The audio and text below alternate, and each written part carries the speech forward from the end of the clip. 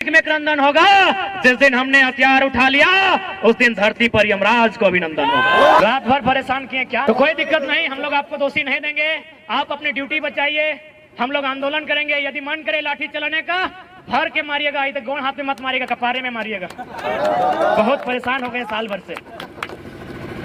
बाकी यदि सुरक्षा के लिए आए तो अभी भी ड्यूटी निभाइए, चारों तरफ फैल जाइए और आधा घंटा संबोधन करेंगे। उनको पता है आप नहीं फैलेंगे, उनको पता है आप इधर उधर नहीं फैलेंगे। में देखे होंगे वीडियो तो समझ गए होंगे किस टाइप से वीडियो है। और जयराम महतो बहुत ही यूनिक वीडियो है। ये वीडियो तो देखने से पहले तो आप सभी सुन लीजिए, जयराम महतो जब छात्र आंदोलन किया करते थे तब का वीडियो है। ये वीडियो देखने से पहले तो एक खुशी मिलेगी और जो एक देशभक्ति का जुनून है वो आपके शरीर के अंदर जगेगी। क्यों? क्योंकि जयराम महतो ने ऐसा ही कहा है। तो वीडियो तो सुनाएंगे, लेकिन पहले उससे पहले इंट्रोडक्शन दे लेते हैं कि उन्होंने ऐसा क्यों कहा और काहे का। उन्होंने हजारीबाग के गांधी मैदान में जब उन्होंने सभा रखा था तभी उन्होंने पुलिस भाइयों को नहीं छोड़ा। क्यों? क्योंकि कहा यदि आप ड्यूटी करने आए तो अपनी ड्यूटी को कीजिए, क्योंकि आपका भी कर्तव्य है कि आपका ड्यूटी करना। हाँ, लाठी चार्ज करना है तो लाठी ऐसा जगह मारिए कि मर ही जाएंगे, क्योंकि दर्द नहीं सह पाएंगे। ऐसा इसलिए कहा क्योंकि उनको भी लगा, उनको भी माता पिता जन्म दिए, वो भी किसी का बच्चा है, वो भी दर्द सह सकता है, दर्द को जान सकता है। इसीलिए उन्होंने कहा, इसलिए ऐसा इसलिए कहा क्योंकि कहने से दिलो दिमाग में लगा उसकी चोट, उनकी विचार से जो निकलने वाली है वो हर एक बात दिल में लगती है, इसीलिए ऐसा कहा। तो वीडियो क्लिप तो दिखाऊंगा, थोड़ा सब्र कीजिए। आपको भी लगता होगा वीडियो क्या है, हाईलाइट में तो दिखा दिए, कोई बात नहीं, वीडियो तो पूरा फुल दिखाएंगे और वीडियो दिखाने के बाद भी बात करेंगे क्या कहा क्या नहीं कहा। तो चलिए दोस्तों, पहले दिखाते हैं वीडियो। तो वीडियो में क्रंदन होगा जिस दिन हमने हथियार उठा लिया, उस दिन धरती पर यमराज को अभिनंदन होगा। रात भर परेशान किए, क्या मिलेगा परेशान करके, हम लोग तो ऑलरेडी परेशान हैं। और आपको तो भाई सूचना भी दिया गया है, तो भले यदि आप ऐसा कह रहे हैं कि आप लोग सुरक्षा के लिए आ रहे हैं, तो हमको तो डाउट है। यदि आप सुरक्षा के लिए आए हैं तो चारों कोना में होना चाहिए, एक ही जगह जमा के क्या कर रहे हैं।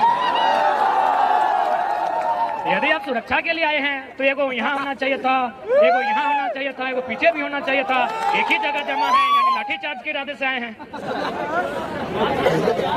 बना रहे हैं तो कोई दिक्कत नहीं, हम लोग आपको दोषी नहीं देंगे। आप अपनी ड्यूटी बचाइए, हम लोग आंदोलन करेंगे। यदि मन करे लाठी चलाने का, भर के मारिएगा, इधर गोड़ हाथ में मत मारिएगा, कपारे में मारिएगा। बहुत परेशान हो गए साल भर से। बाकी यदि सुरक्षा के लिए आए तो अभी भी ड्यूटी निभाइए, चारों तरफ फैल जाइए और आधा घंटा संबोधन करेंगे। उनको पता है आप नहीं फैलेंगे, उनको पता है आप इधर उधर नहीं फैलेंगे, क्योंकि आप सुरक्षा की दृष्टि से नहीं, आप तो लाठी के चार्ज के, क्योंकि आप तो सरकार के लोग हैं, आप तो सरकार के लोग हैं, इसमें आपका कसूर नहीं है, आप सरकार के लोग हैं। लेकिन आप याद रखिएगा, सरकार जनता की है, सरकार जनता की, इस बात को मानते हैं कि नहीं? यदि नहीं मानते हैं तो जाइए, वीडियो साहब सामने हैं, वो लिखे होंगे जेपीएस, झारखंड पब्लिक सर्विस। हम झारखंड और पब्लिक का स्पेलिंग नहीं जानते हैं, सर्विस SERVICE, सर्विस माने सेवा, सर्विस माने सेवा। तो सेवा का काम कौन करता है? सेवक। लेकिन जो पैसा लेके सेवा करे उसे सेवक नहीं, नौकर कहते हैं। साफ बात, डरने की क्या बात है? भारत का संविधान कहता है, of the people, by the people, for the people, जनता को जनता के लिए, जनता के द्वारा। अतः इस देश में यदि किसी को सजा होनी चाहिए, यदि किसी को सूली पे चढ़ाना चाहिए, यदि पुलिस की लाठी किसी के कपार पर बजड़नी चाहिए, तो देश के संसदों के ऊपर, देश के संसद के ऊपर। क्यों पता है? क्योंकि भारत एक संवैधानिक देश है और संविधान की रक्षा करना सांसद की रिस्पॉन्सिबिलिटी है। और संविधान का जो प्रियम्बल है, प्रियम्बल कहते हैं ना, थोड़ा कम पढ़ा लिखा है ना हम लोग, पढ़ा लिखा तो मंत्री लोग हैं ना, सब 10वां पास है। भारत का प्रियम्बल क्या कहता है? हिंदी में उद्देशिका, उद्देशिका, अंग्रेजी में प्रियम्बल, हिंदी में उद्देशिका। वो पन्ना क्या कहता है? हम भारत के लोग समाजवाद। तो थाना प्रभारी सर, समाजवाद का मतलब होता है सभी बराबर। इसीलिए पहला लाठी संसद में जो लोग बैठे हैं उन पर चलाइए, क्योंकि वो सारा जमीन कहीं अडानी को, कहीं अंबानी को, कहीं टाटा को, कहीं बिरला को, कहीं वेदांता को बेच देना चाहते हैं। तो यदि आपको गुस्सा लगता है, तो यदि आपको अपना गुस्सा, आपको सिंघम के तर्ज पर अपना मोछ घुमाने का मन करे तो संसदों पर लाठी चलाइए, मजा आएगा। गद्दार वे लोग हैं कि भारत के संविधान को तार तार वे लोग कर रहे हैं। संविधान की सभा में बैठे हैं, राज्यसभा लोकसभा में बैठे हैं और कानून बना रहे हैं। अडानी के लिए कानून बना रहे हैं, अंबानी के लिए कानून बना रहे हैं, टाटा के लिए कानून बना रहे हैं, उषा मार्टिन के लिए। तो इसलिए अगर लाठी बजाने का मन कर रहा है उन पर बजाइए। और देखिए आज ही फिर से 12 को वैकेंसी रद्द कर दिया गया है, अभी तुरंत। इसीलिए रद्द किया है कि माननीय मुख्यमंत्री की साली साहिबा वैकेंसी नहीं भरी है, इसलिए रद्द किया गया है कि बाकी जो मंत्रीगण हैं उनकी बेटा की दोस्त की गर्लफ्रेंड फॉर्म नहीं भरी है। उनको क्या बुझाता है यार?